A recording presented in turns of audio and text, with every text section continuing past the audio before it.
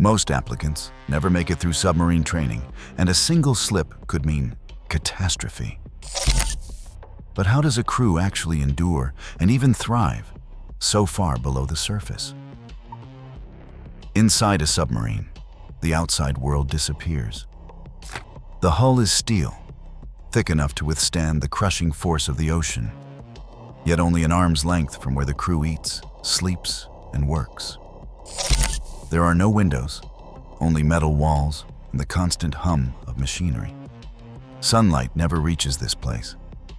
Day and night lose all meaning as artificial lights glow in endless cycles, and clocks become the only way to mark time.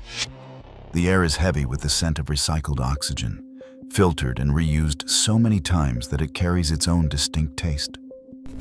Every breath is a reminder that nothing comes from outside. The ocean presses in from every direction, with pressure at patrol depths reaching more than 30 times what we feel at sea level. The only thing separating life from disaster is the integrity of the hull and the discipline of the crew. Noise is constant. Ventilation fans, pumps, the low thrum of engines. In the narrow passageways, every step is close to someone else. Privacy is rare. Even sleeping quarters are barely bigger than a phone booth. Isolation is total. There is no stepping out for fresh air. No way to escape the monotony or the ever-present awareness that just beyond the steel, the ocean waits. For weeks or months, this is home, sealed away from the surface, trusting in the systems and in each other to survive. Every breath taken inside a submarine is engineered. Deep below the surface, there is no fresh air to draw in. Oxygen must be made from water itself.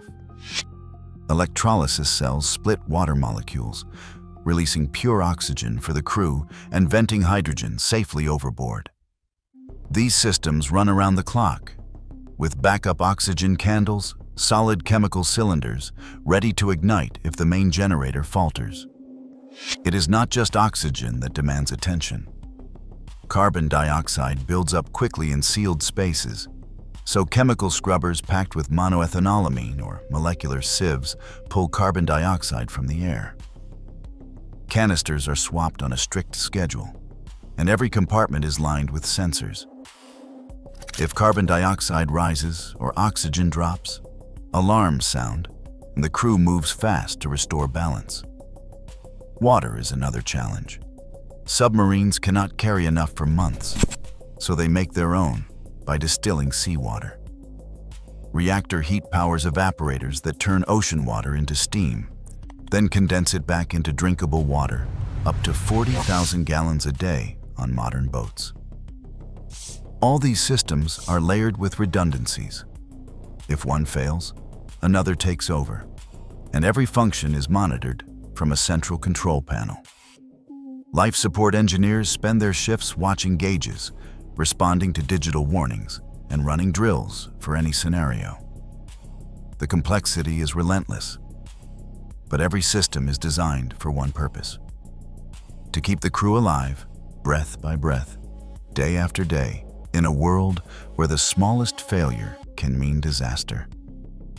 Only a fraction of applicants are accepted into submarine service. The screening process is relentless.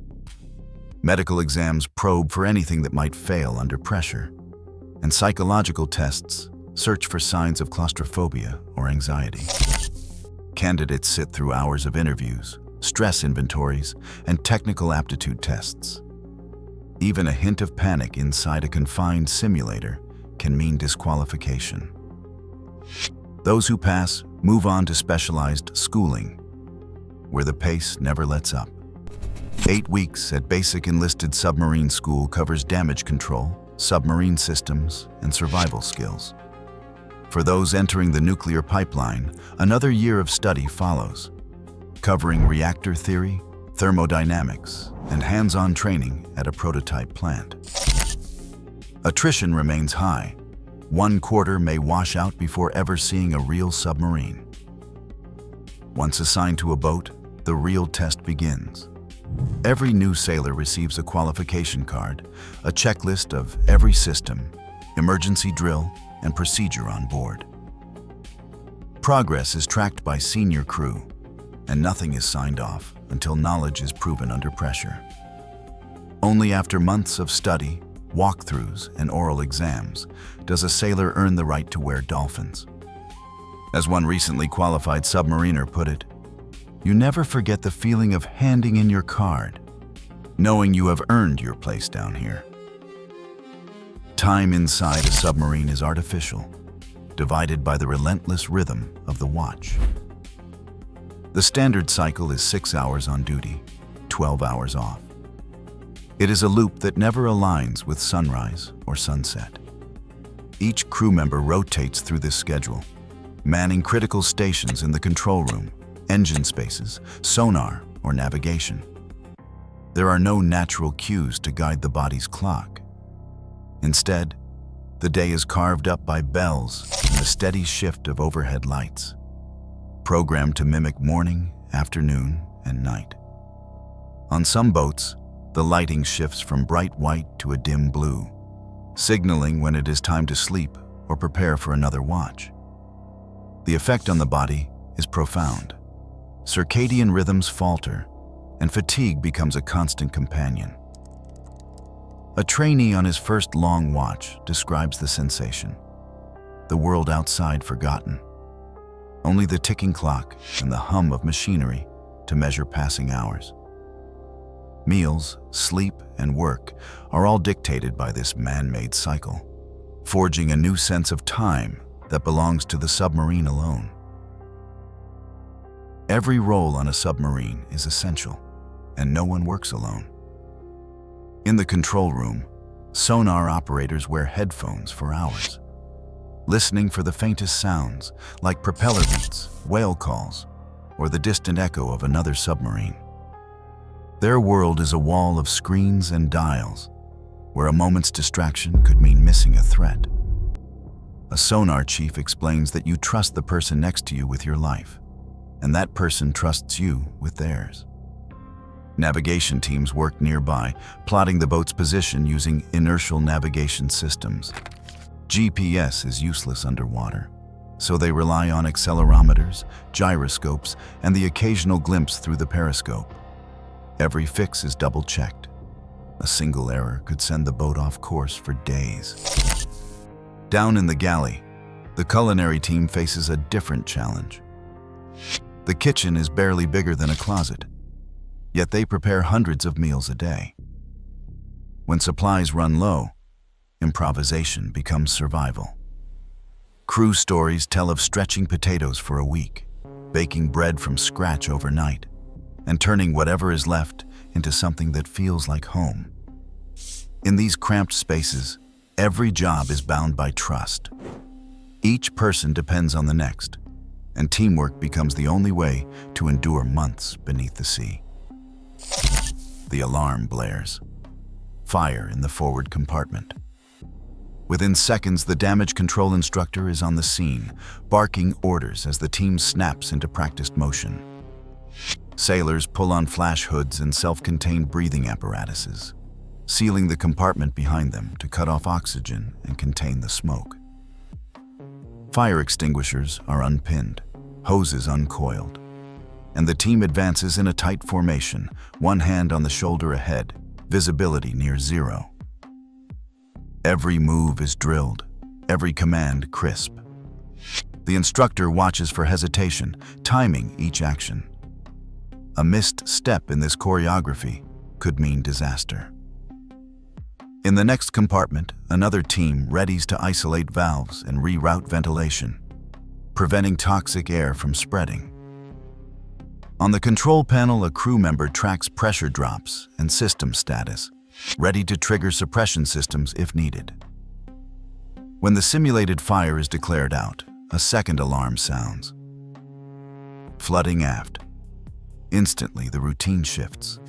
Hatches slam shut, isolation valves turn, and portable pumps are rigged to the drain header. Water level sensors and pump gauges are monitored in real time. The instructor pushes the team, demanding speed and precision. Under his direction, every hand knows its place. Every action is deliberate. There is no room for panic, only practiced teamwork and the certainty that in a real crisis, these drills are what keep everyone alive. Isolation. On a submarine tests more than just technical skill.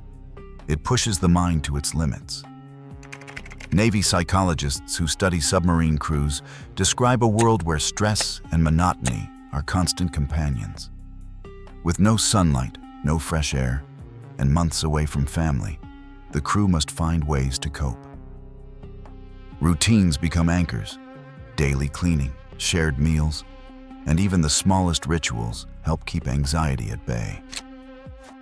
According to one Navy psychologist, the greatest strength is not individual toughness, but the trust that forms between crewmates.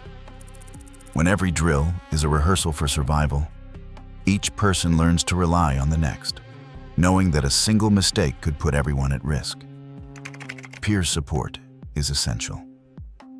Crew members watch for signs of fatigue or withdrawal, stepping in with a joke or a quiet word when someone is struggling.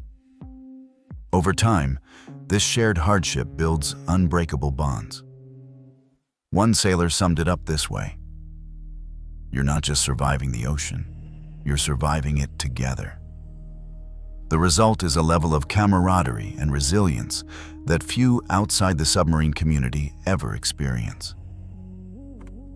Today, thousands still serve months beneath the waves, out of sight, but never out of reach.